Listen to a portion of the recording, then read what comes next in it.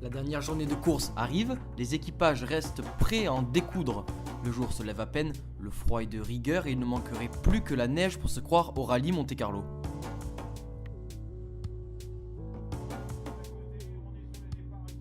La deuxième journée de course sur rallye circuit est différente de la première, le classement général est conservé, mais les pilotes sont moins nombreux au départ car seul le samedi comptait pour la Coupe de France.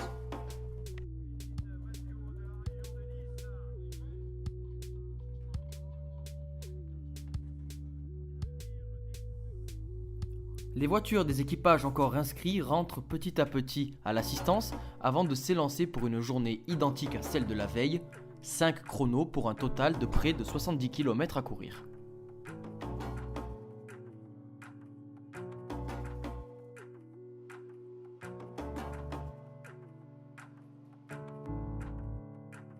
Le public lui aussi arrive au compte-gouttes et quelques curieux ont même pu voir les voitures reines de plus près.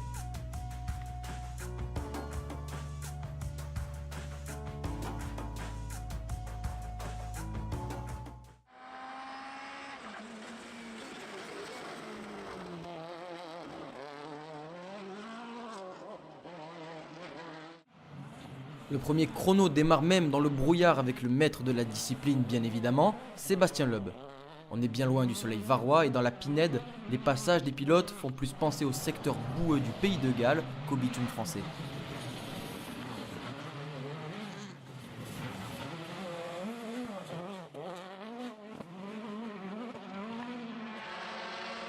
L'attaque continue, parfois avec quelques dégâts comme chez Quentin Giordano à l'avant-droit.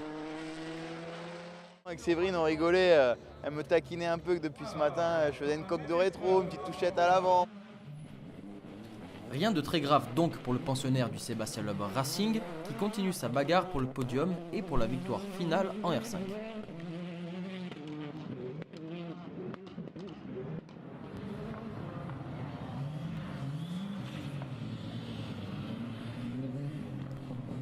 Face à la 208 T16, on retrouve Fabiano Lofiego en Fiesta R5 et Thibaut Durbeck en DS3 WRC.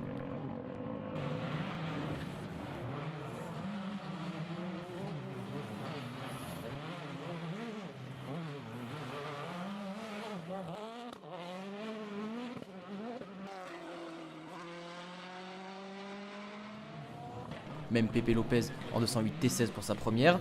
Bref, une bagarre intense pour une troisième place sur le podium se joue entre ces hommes.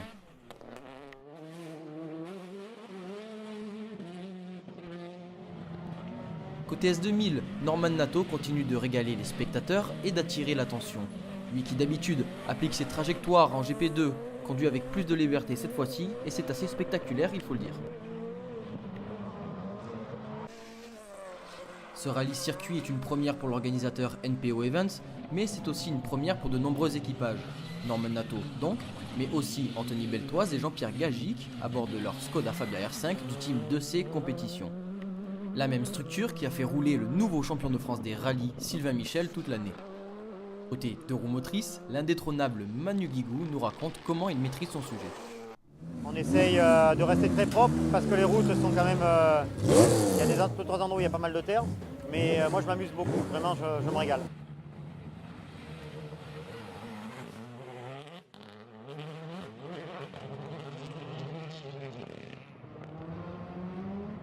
Derrière lui, Anthony Fautia tente de faire bonne figure, mais sa 208 R2 est moins puissante. Le récent 4ème de la 208 Rally Cup au rallye du Var continue d'attaquer et de faire le spectacle pour les spectateurs.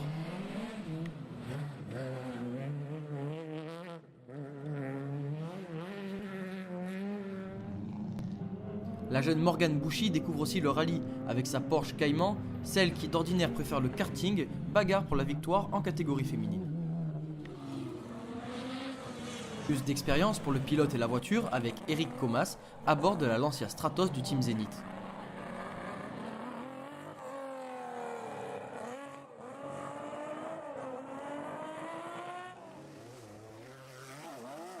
Les Porsche aussi jouent la bagarre en catégorie historique et les secteurs tortueux du domaine ne sont pas là pour leur faciliter la tâche.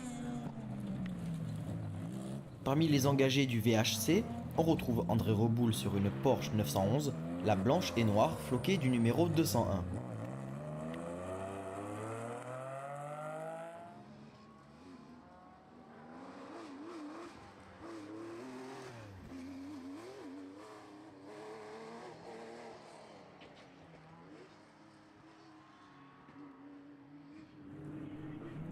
Il y a aussi Mathieu Baumel avec la 911 numéro 200 blanche et bleue.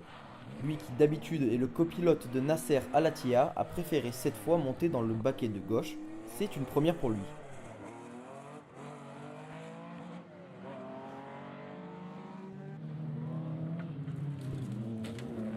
Il y a beaucoup de puissance dans des voitures taillées pour le circuit, à l'opposé des petites autos comme celle de Daniel Elena, une Simca 1000, qui est plutôt taillée pour le sinueux avec beaucoup d'agilité et moins de puissance.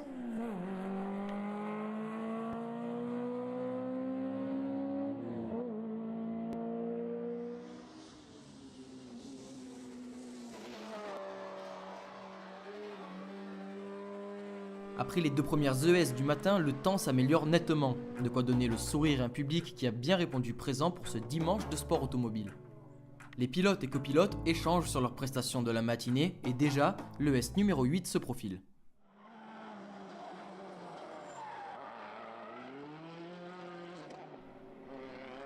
Toujours le même ordre de départ avec un Sébastien Loeb qui ne laisse rien à ses adversaires avec 7 meilleurs temps sur 7, soit le maximum possible.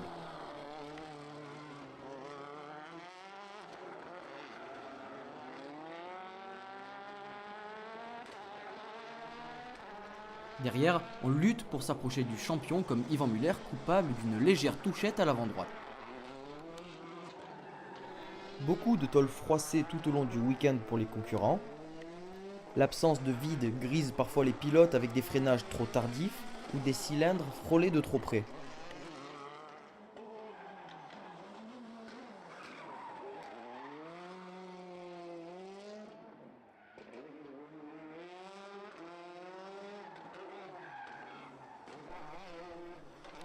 Giordano applique 30 ans mais déjà 88 départs au compteur et 5 victoires cette saison. Il sait que rien n'est joué avant le dernier chrono. Il a un nouveau pare-choc avant et doit lutter maintenant face à un Fabiano Lofiego incisif. Une bagarre à laquelle Lofiego est habitué puisqu'il a terminé soit premier soit deuxième des 3 derniers rallyes qu'il a terminés.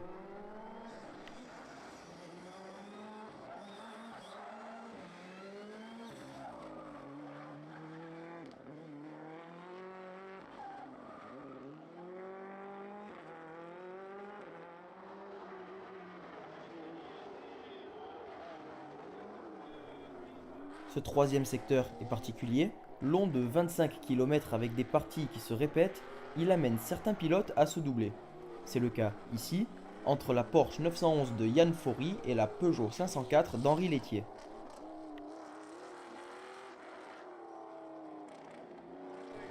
Une Ford Escort Groupe 4 est aussi présente, un modèle assez rare en France, mais qui est plutôt prisé en Belgique et au Royaume-Uni.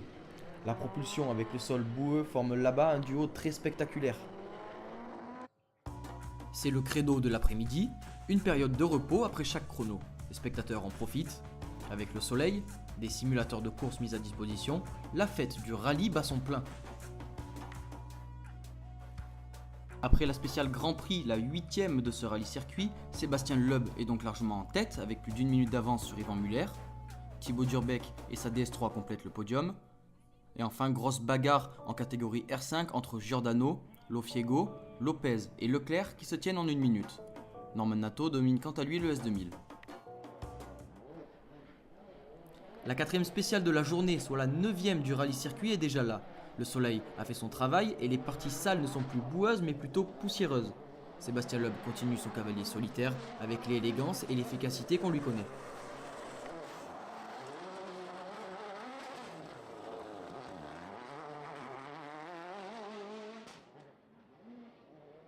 Derrière, Yvan Muller consolide sa 2ème place. L'ancien coéquipier de Loeb en WTCC fait une très bonne performance, lui qui a peu de kilomètres en rallye au compteur.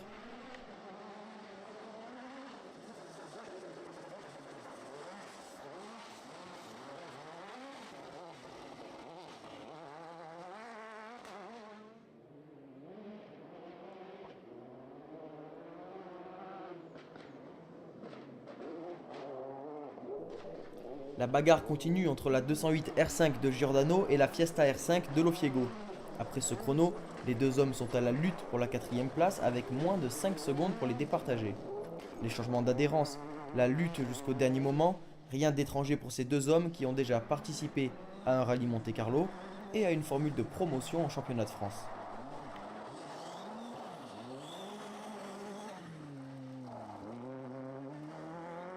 De l'expérience aussi pour Jean-Paul Villa malgré cette petite touchette. À bord de la 207 S2000, il est discret mais régulier dans le top 10 de ce rallye circuit. La Terre, il connaît, il a déjà terminé 10e du rallye Terre d'Écosse cette année et c'était déjà au volant de la Peugeot. En groupe N, Stéphane Saccoman est le leader avec sa Mitsubishi grise. Il faut dire que les secteurs compliqués sont devenus monnaie courante pour lui, notamment après le rallye du Mistral et un passage plus que limite qui a fait le tour de la toile.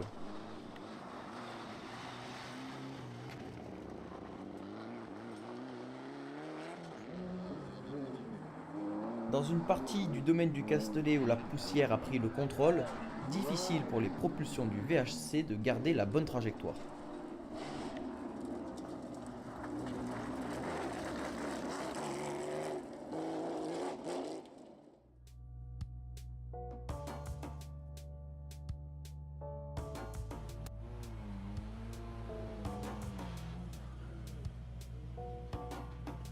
Une dernière assistance s'impose avant un chrono qui départagera les dernières velléités. Cette 10e spéciale est le miroir de la précédente, le départ et l'arrivée sont inversés. L'UP s'impose, une victoire totale sans laisser des miettes avec un 10 sur 10 pour les temps scratch. Yvan Muller termine second et Thibaut Durbeck 3e. La logique des DS3 WRC est donc respectée.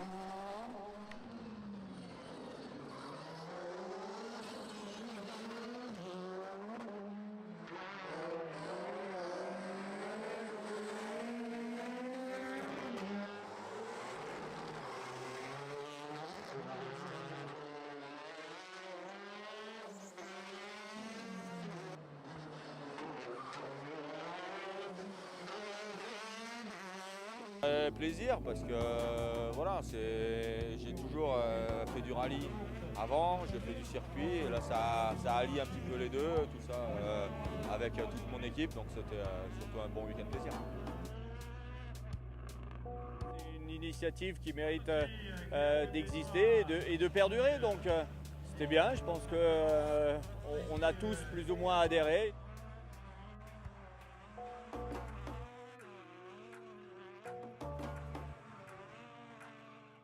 C'est un grand souvenir, ça c'est sûr, un grand souvenir parce que c'est un endroit fabuleux, c'est le Paul Ricard, parce que c'est une voiture incroyable, championne du monde, parce qu'il y a toute ma famille, parce qu'on se bat contre des champions, donc un grand souvenir.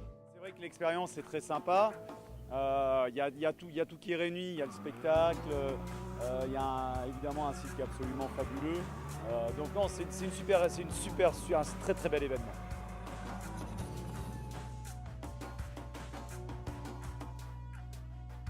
En catégorie R5, Quentin Giordano l'emporte finalement. Il précède Pepe Lopez et Fabiano Lofiego, coupable d'une erreur dans la dernière spéciale. Norman Nato remporte le S2000, tandis que Manu Guigou remporte la catégorie de roues motrices.